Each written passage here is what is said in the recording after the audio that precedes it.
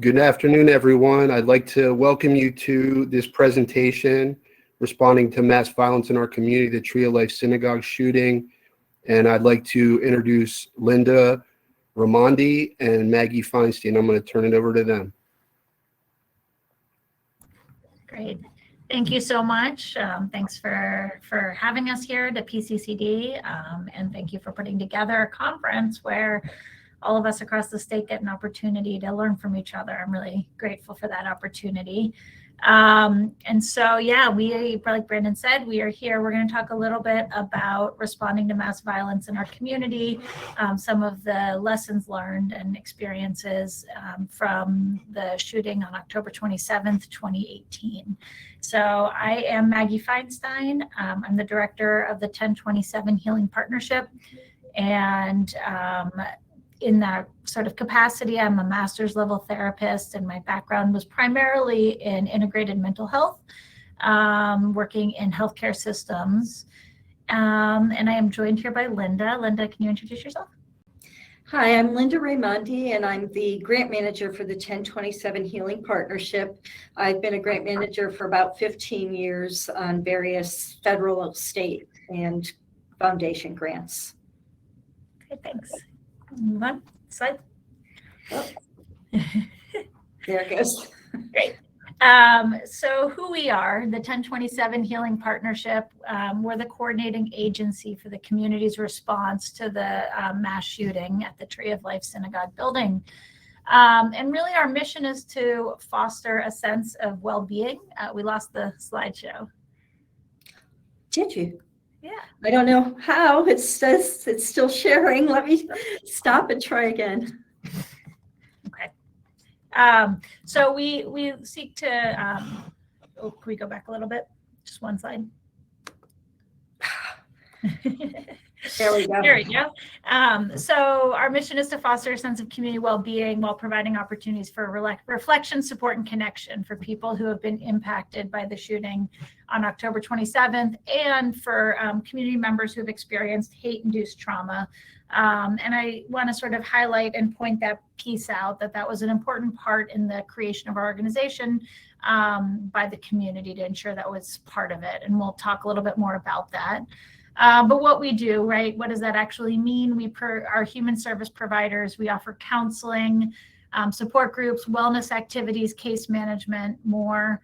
But we also are a gathering place, and, you know, just like everyone else probably, we've had to adapt and evolve in this space, in this arena as a gathering place. When we had started the organization, we really pictured the opportunity for people to gather in what I call therapeutic community, the idea that we can come together and allow the vulnerability, the emotional experience that we have to join us together rather than to separate us apart.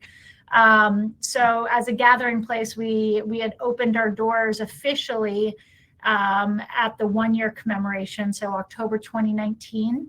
And we were open until March of 2020, and then had to evolve and adapt in that space. We are educators. We share best practices and support mental health and wellness for our community. And so in the area of education, and since COVID, we've evolved and adapted to really helping support some of our partner organizations in trauma-informed organizational work, given the experience that we had after 1027 of how communal trauma can impact the functioning of an organization. We have really applied some of those lessons learned to the communal trauma of COVID and the ways in which professional staff, management can be impacted, and ways in which we can have a more trauma-informed supervision. And so as educators, I would say that, you know, while gathering place has been something we've done less of than we would like, we've been able to do a little bit more education in the middle of this pandemic. And then, you know, we also commemorate. And so you all are with us. We are one day away from our 3-year commemoration. And, you know, one of the unique qualities in our community is that there are multiple commemorations because the attack was an anti-Semitic attack in a Jewish space. In the Jewish tradition, we commemorate on the Hebrew calendar, and we call that the yard site. And then we also commemorate on the secular calendar, which is October 27th. And we really try to hold both spaces, and we'll talk a little bit about this, but in the work we do, on the one hand, we really want to make sure that we are fitting in culturally to the community that was most directly impacted. And we also want to remember that the rest of the city experienced a level of trauma through this experience. And so when we try to commemorate, we try to hold both as truths, and what can we do to bring people to the table to talk about that more. So for anybody who's not familiar, on October 27th, 2018, a gunman entered the Tree of Life Synagogue at Wilkins and Shady. Their intent was to kill Jewish people. Linda, do you mind muting? I don't know why it's going.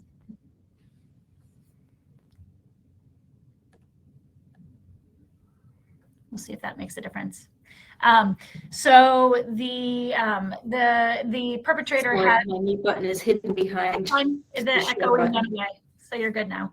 Oh no, back.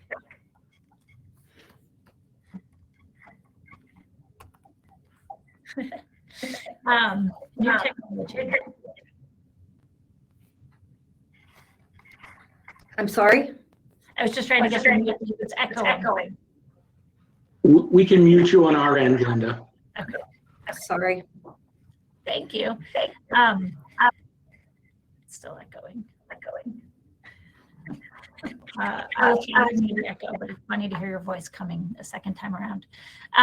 So the event that happened on October 27th was directly anti-Semitic and with a secondary intent to target the Jewish community because of the support for the immigrant refugee community. And so that in that act, he murdered 11 people from the 3 congregations that were worshiping there. And that's an important part we'll talk more about. But Dor Hadash were the three congregations were Dor Hadash, New Light Congregation, and Tree of Life or La Simcha. The victims were represented from all 3 of those congregations.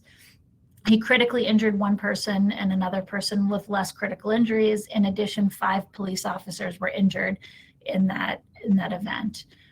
So the names of the deceased, and again, because we're here at our commemoration, we think it's really important to make sure we elevate the names of the community members we lost and diminish the name of the perpetrator and his intent in the act. So Joyce Feinberg, Richard Gottfried, Rose Mallinger, Jerry Rabinowitz, Cecil and David Rosenthal, Bernice and Sylvan Simon, Dan Stein, Mel Wax, and Irv Younger. And we say in the Jewish tradition, may their memories forever be a blessing. And so all 11 of those, the victims are, people we hold close to our heart. And right now we elevate their memories to all extent possible. So Linda, if you want to start that video, you can see if the volume's not working.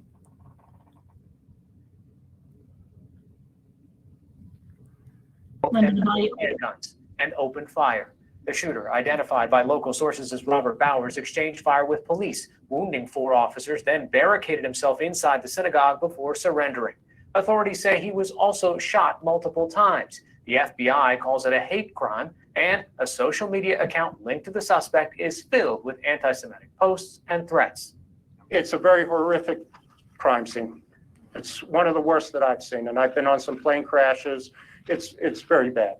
The mass murder happened at the Tree of Life Synagogue in Pittsburgh's Squirrel Hill neighborhood, where there were services underway, including a baby naming ceremony. For hours this morning, residents in the area were told to shelter in place as SWAT teams raced through the streets. Police officials said there were no other suspects or explosive devices and gave the all clear once the gunman was captured. Thanks, Linda. We fast forward to something that is Sorry. unimaginable. So, that video was taken from the reporting on October 27, 2018. And I think, it's important, we'll talk more about this, but to note that in the video, what some of the things that you can see are that there is some inconsistent information from what we know now and what they knew then. So one of our immediate difficulties is the navigation of the media circus, of who's saying what messages, what's the truth, how do we get accurate information, how do you get accurate information within the community, and especially for our neighborhood, that where we were all told to stay home, it wasn't safe to leave the house, but there wasn't much information beyond that. One of the other immediate difficulties was that within our Jewish community, we had conceived of an anti-Semitic attack happening, unfortunately. And so there was an emergency response plan. There were ways in which the different synagogues and Jewish community organizations had already discussed what would happen if there was an active shooter. But so did the City of Pittsburgh, and that those two plans did not immediately align. So, one of the immediate difficulties was that fortunately there was preparedness. Unfortunately, then it involved kind of melding those two together. This says 7 synagogues, some people say 11 synagogues, it depends on how you measure a synagogue, but that within a mile, there were a number of other synagogues that were on lockdown for an extended period of time. And the way that it works in our community is that frequently people will go to one synagogue or another. Sometimes people actually go to 2 in one morning for different reasons. Maybe they know somebody who's having, a blessing at one of them, or they wanted to hear the sermon at another. But that's sort of the way in which our community organizes. So one of the challenges is that people will come and go fairly regularly. It wasn't predictable necessarily where someone's loved one might be. And a number of people on the Sabbath don't carry a cell phone. So those things together, the fact that there were multiple synagogues on lockdown for an extended period of time, there was inconsistent information coming out through the media, and then there was also a lack of communication from families. We saw a lot more vicarious trauma throughout the neighborhood and throughout our community because of this. Then the investigation by the FBI and the federal authorities, given the hate crime and the nature of the event, were difficult to meld with the needs for Jewish burial rituals. That there's a number of different rules and laws that I can kind of go into some other time. But the challenge is that the investigation and the Jewish community rituals were not necessarily easy to make work together. And so one of the things, that was an immediate difficulty actually became an incredibly beautiful moment where the federal authorities and our Jewish Community Burial Society worked really hand in hand to figure out how to problem solve through that. There was wonderful communication. It was really inspirational what they accomplished in such a stressful, difficult time. And so that's something that, that within our community, there's a lot of people who just feel such gratitude for that. Immediately, one of the things that our community faced, but I think a lot of other mass violence communities also faced, was this sort of politicizing and divisive narrative. And some of the clip that Linda just showed you, that showed some of it. It was starting to come out immediately. The need for meaning making, the experience of people who are further from the event, who also feel targeted when it's an act of hate and violence, means that there is a lot of stories coming out and it becomes divisive pretty quickly. And we really experienced that here. And that was hard for kind of staying focused on the grieving experience and what was going on within our community, to also have that overlaid with the political nature of what people wanted to talk about in that moment. So I'd say those are, among the immediate difficulties. And so I want you all to take 1 second here, and I think, is the poll in the chat? Is that how this works? Or over on the poll button. And I want you to think, as victim service professionals and people who have experience within your communities at helping in any kind of situation, if you were faced with an emergency response need, would you know how to get the right people in the community to the table? And so I wanted to just get a sense from people, if you think about that, more yes or no.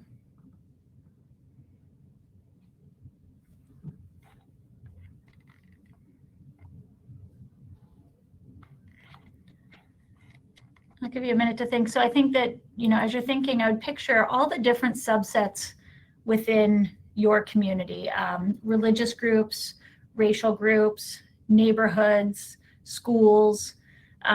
What are all the different players and how do we kind of coordinate them? And that's, it's tough when there's so many different, and depending on where we live, and, for a number of people in Pennsylvania, some of the more rural areas where you may have communities that are also cut off more often from phone access or from other internet access. How do we provide those services? Linda, we go the next. So within our community, right, that we were able to identify with the help of a number of the helpers who came pretty quickly. We were so grateful to have the wisdom of OVC consultants who came to Pittsburgh, and they helped guide the process for us of making some, immediate decisions on how to think about resiliency, how to do some longer term planning. And then, since that time, we've also worked really closely with the National Mass Violence and Victimization Resource Center. That is nmvvrc.org. And between our consultants in the immediate aftermath and the NMVVRC for the longer term, we really, look at these 5 domains that we all should consider. You all should consider if you're thinking about preparedness. For those of us who have had to respond, these are constantly things that come up.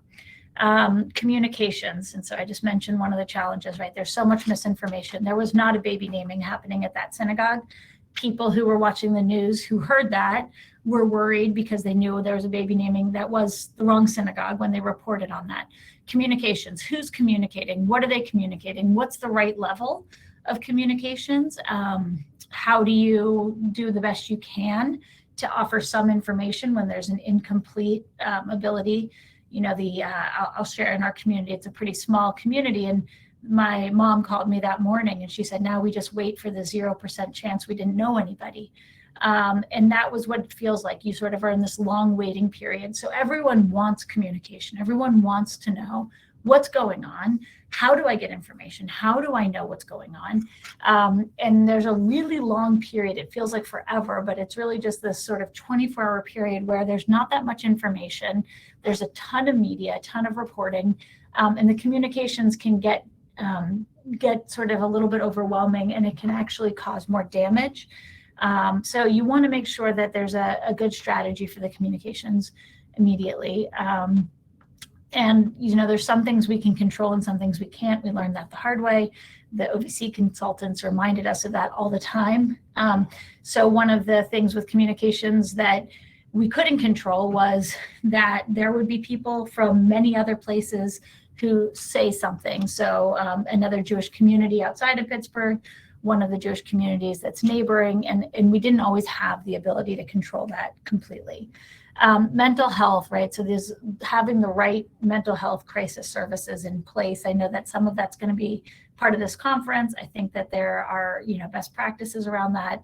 I think we face the same thing of everybody else, which is a little bit of how do you corral all the mental health services to find the right ones at the right time for the right people, the short-term, medium-term, long-term. How do we transition between short-term, medium-term, and long-term when it comes to mental health services? We needed certain mental health services at one time and other ones at others. Wellness, the ability to function after a mass violence incident. How do people get to and from work? Can they get to childcare? Is childcare available here? The emergency response all came to the Jewish Community Center. The Jewish Community Center has an early childhood center.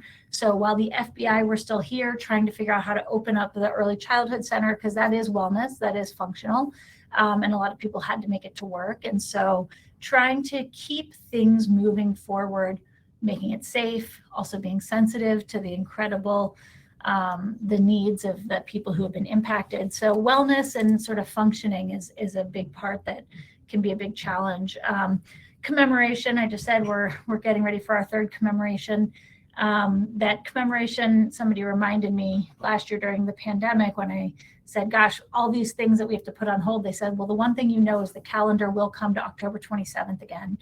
And so in some ways, it's the most predictable piece that we all have to deal with. And then the question of how do you sensitively hold the space for the community to commemorate in a way that makes sense? And so for us in year one, that meant a lot of people at the table, a lot of dialogue, over planning, because we needed to make sure that we were trying to be inclusive of people's voices. We were being sensitive to the gravity of the loss. We were aware that the loss felt different for those of us more directly impacted than it did for people further away, but that everybody was feeling something, and we wanted to hold that space. And it changes year by year, but part of the commemoration piece is how do we help to get the voices at the table? And then memorialization, it's a very similar thing, although with a very different timeline. That memorialization immediately for a lot of communities, it's true for us, it happened other places, is let's get a memorial, right? Let's get a memorial, let's get it in the ground so that people can have somewhere to visit and we can talk about it. But the learning of how complicated it is, how do you create a thoughtful process, and how do you take that as slowly as you can, knowing that it is not the answer to the immediate pain, even though frequently what happens in communities is people look to it to be that way. So some of our unique challenges were the number of stakeholders, having 3 congregations worshiping in one building. That was definitely a challenge to ensure that everyone's needs were met, that they were all given another worship space since the building couldn't be occupied. And also, that we'll talk a little bit about this, but in the mass violence kind of aftermath, how to also allow for visibility. I always think of visibility as validation, that we can be seen, and therefore people can feel with us. And so the challenge is that the moniker that is given often, right, the Tree of Life shooting, really negates the presence and the impact on the other 2 congregations. So trying to make sure that we elevate their voices, that we keep that sort of in the center. Same with our victim survivors. And then the Jewish agencies, that our Jewish agencies became first responders. They were not trained in that. That was not the job they had signed up for, but they did with, a lot of heart and a lot of desire to be helpful. But it meant that, there was a big impact on those organizations as well. Another challenge is that, we are funded through the AEAP grant, the Anti-Terrorism Emergency Assistance Program, federal grant, and we're so grateful to work collaboratively with PCCD on this. But being, that this was an attack on a religious community practicing religion, and that it's a federal grant, we have to be cautious around which religious activities can sort of be seen within the grant. That's a challenge that that I think we've navigated fairly well, but it comes up fairly often. And then the congregational dynamics and impact on those most directly impacted. I sort of said that with the so how can the Resiliency Center, how can an organization like ours successfully respond to these needs? How do we look towards the future for what the community may need months, years from now, not knowing if there may be a pandemic, not knowing what other ripple effects, we know that other anti-Semitic attacks are obviously a ripple effect. They are felt very deeply. We would never wish anyone to have to go through what we went through. And so there's a strong desire to not see any more anti-Semitic attacks. And anytime we see violence against Jews, of course, it really sends a lot of waves through the community, but that's true also with other people who are trying to practice freedom of religion. In that first year, we saw, the shooting in New Zealand, we saw the shooting in California at the synagogue, and those were really difficult.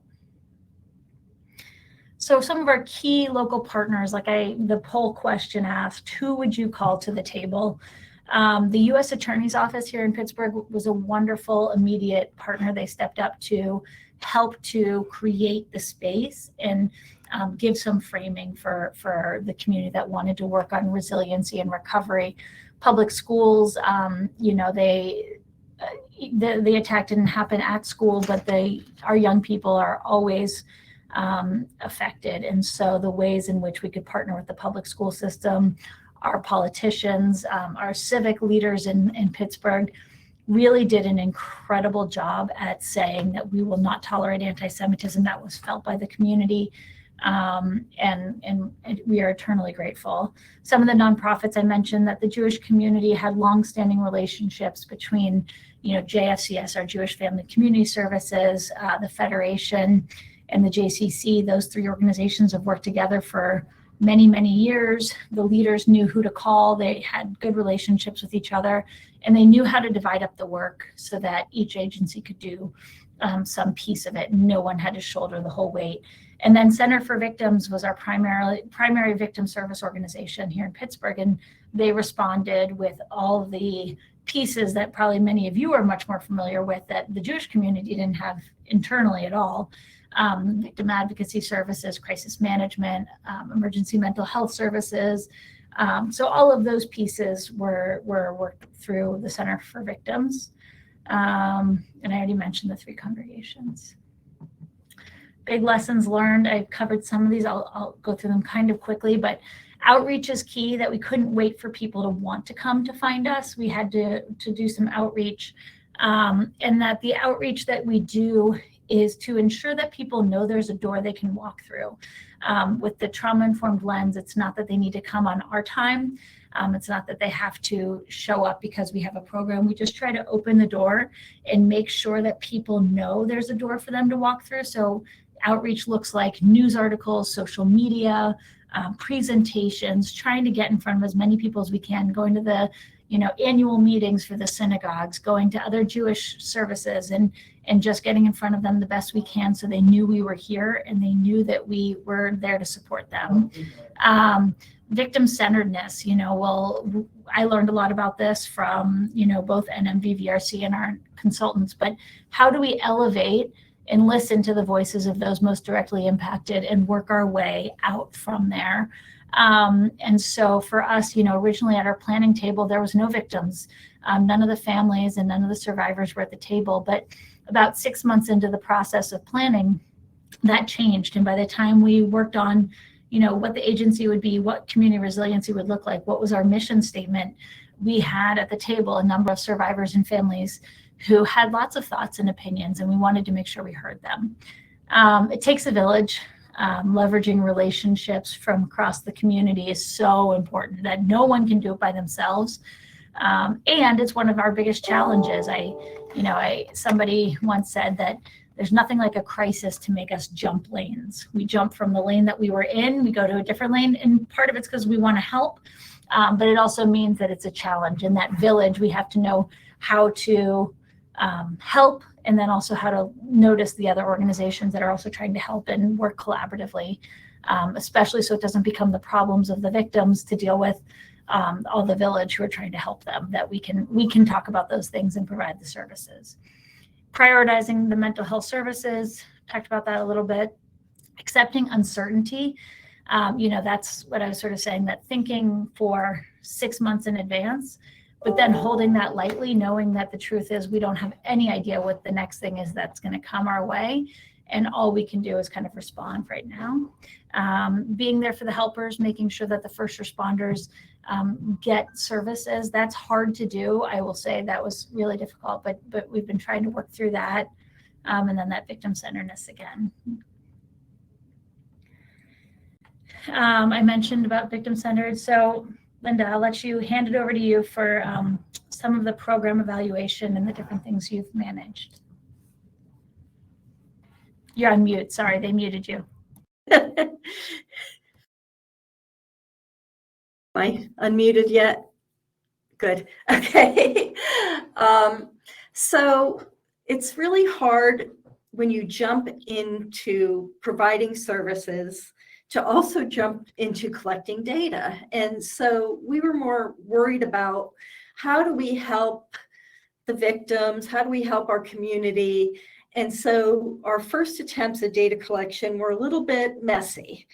As things progressed, we finally bought a database, and that helped us. We got things off of paper, off of Excel spreadsheets, and we're able to put things into one place. So that was one part of taking care of the data. But once we had the data, we also wanted to know, why does this data matter? What is it telling us about the services we're providing? what's our impact on the community and on the survivors, on the victims' families? What services are working? How can we evaluate our services? Are we having a good return on investment? We're using federal and state funds. We have to be good steward of those funds. So we need to measure our programs to make sure we're spending the money correctly. We also want to create a story for our board of directors, for our community, for all our stakeholders, and for future funders so that we can sustain our resiliency center.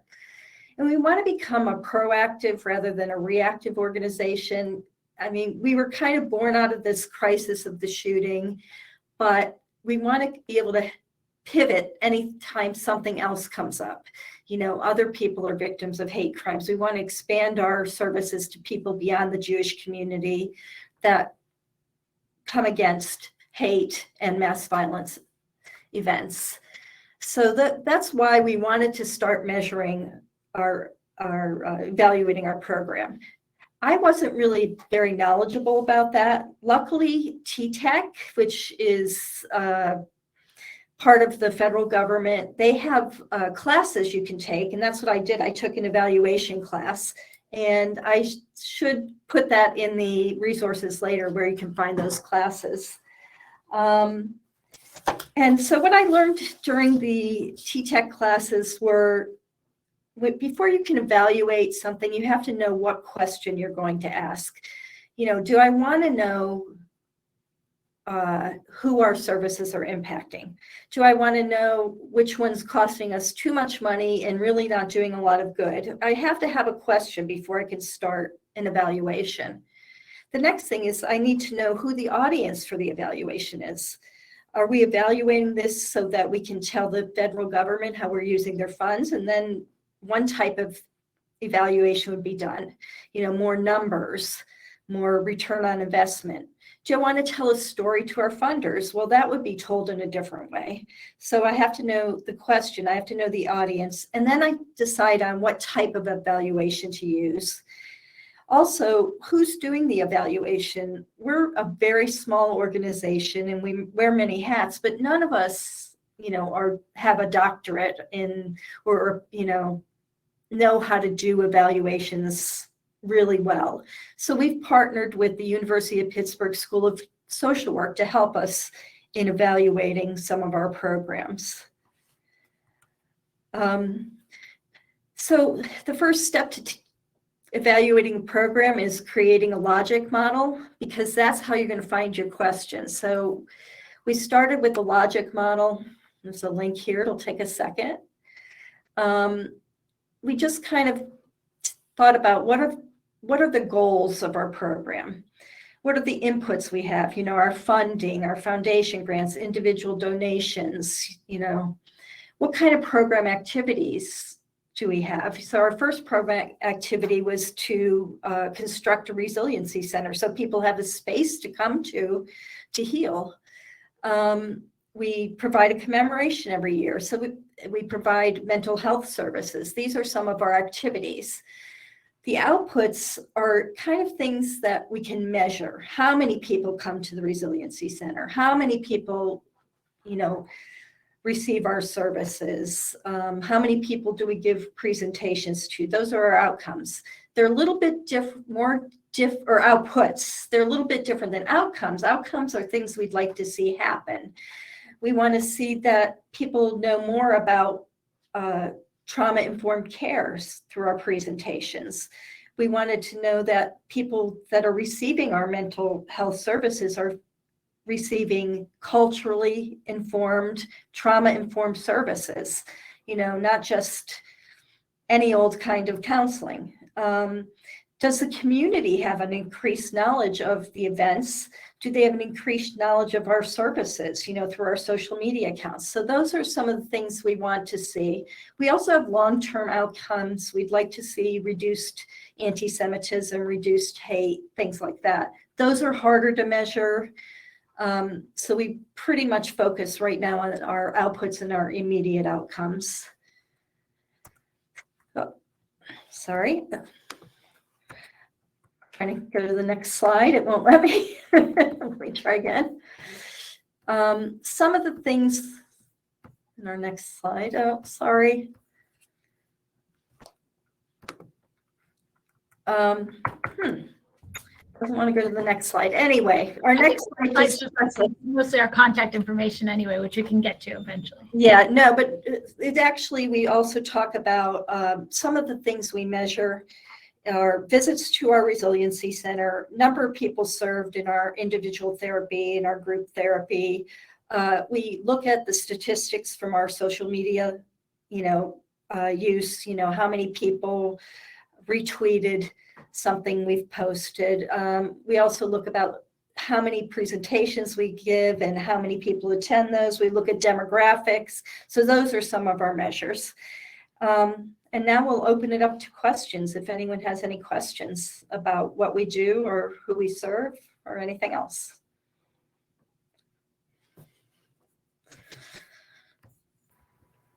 Brandon, are you seeing? Yeah. Can you hear me? Yes. Okay. I have one question for you here. It's for your work, do you differentiate between trauma trained and trauma informed, or are those equivalent terms? Yes. So it's a good question. Depends a little bit in which realm we're talking about. Are we talking about with mental health providers directly, or are we talking about some of our community outreach work or trainings that we're doing?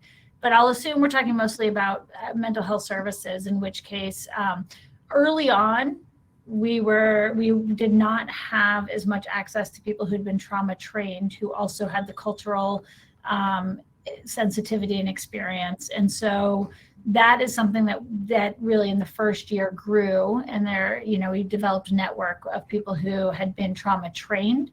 Trauma informed is sort of, we take it, meaning that people who have been versed in understanding the impacts of trauma and understanding some of the important tenets of working with someone who's experienced trauma, even if they have not had extensive training in modalities that are good for trauma treatment.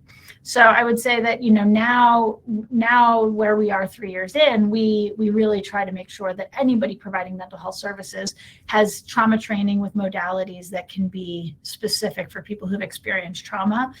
But in the immediate aftermath, that was not necessarily true. It was something we had to build towards.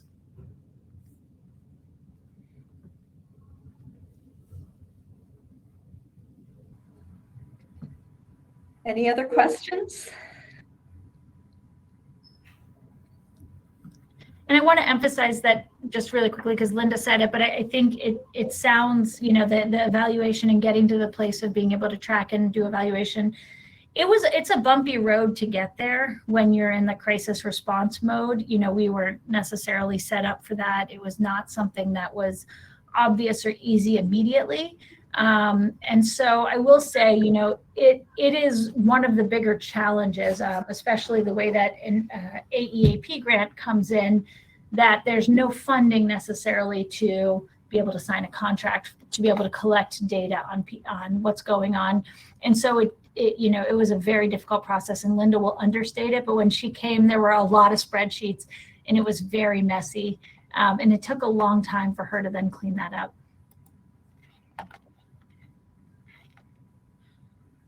I see another question about wellness, Maggie. Do you see that? Yeah. So the wellness, the question was about wellness for first responders and what was difficult. So, one of the things that we came to learn was that there is a difference in being able to support first responders when there's a pending court case. There's a number of different challenges that arise in the knowledge that in the future, those folks who were most directly impacted will also need to testify in the trial. And so that's true in our community, that the perpetrator lived and that the trial is still pending at this time. And so one of the biggest challenges is that the public safety was a little hesitant to give out information about which officers responded. They were very, I don't know what the right, guarded for the reason of knowing that they needed to be.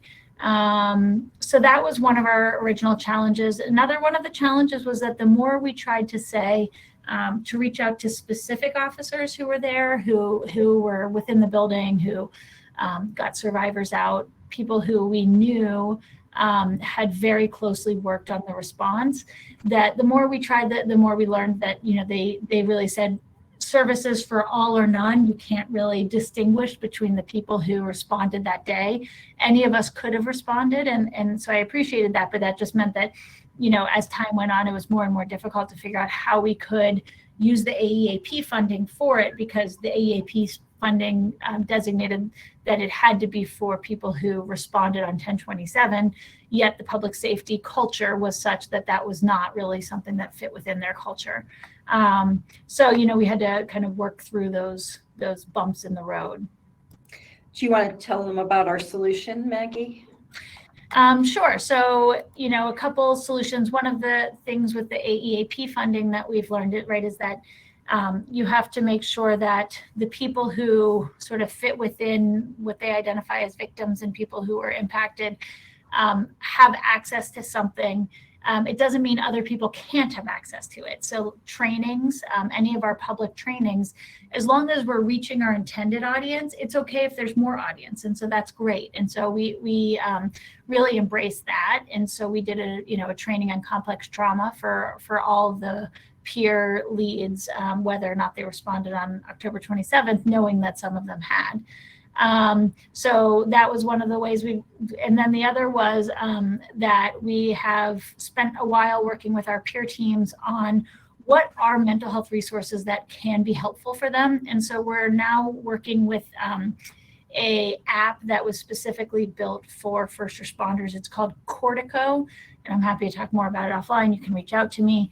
And it was found by the first responders, not by our organization, but the Public Safety Department, 1027 Healing Partnership, and the private company Cortico have now worked collaboratively on how to roll that app out so that our EMS can also have access to it, and fire, in addition to police, making sure that the anonymity is something that's paramount, making sure that they have access to a wide range of mental health supports. And what's cool about the app is that it opens up also services for families, which is great.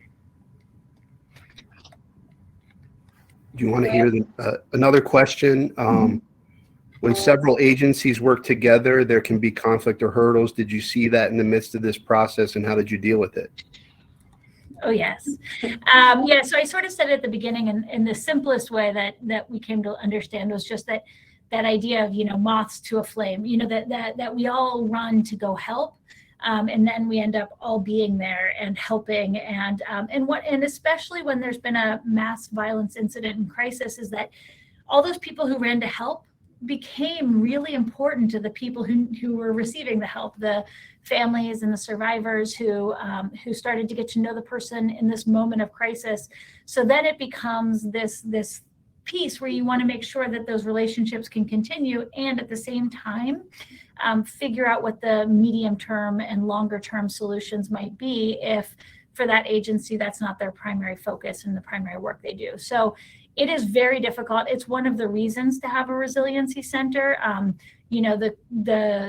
This sort of, rather than being self-appointed conveners of things related to 1027, we were the community appointed conveners of things related to 1027. And so it gives some sense of order to the otherwise feeling more chaos. Another question, Brandon? We have one more minute.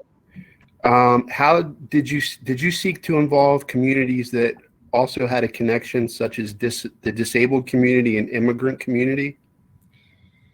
Yes, so that's a really good question that especially under AEAP is a challenge, right? We are funded under AEAP to work with the people who were most directly impacted. But the two groups that you just mentioned, the disabled community, the community, really it's around one of our larger agencies that does housing and wraparound services for people with disabilities. was an agency that had worked for a really long time with 2 of the victims. And so the loss of those 2 people and the loss to that community of those 2 people meant that there were ripple effects there.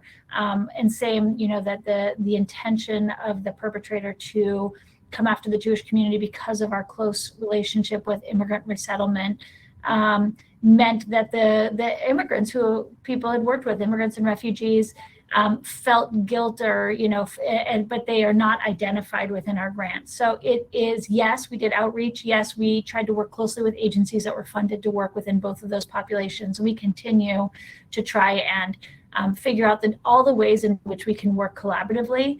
But it is one of the challenges when the AAP grant identifies who they see as the victims. And so there's some constraints of how far reaching. Of course, we can offer some supportive services, that we can do collaborative programming, we can do things with them. We can't necessarily do individual therapy or case management because that's not necessarily what we're funded to do. So it is a challenge, and especially our immigrant refugee community here in Pittsburgh. It was something that was important, that we were partnering as closely as we could with the different agencies that were working in those areas.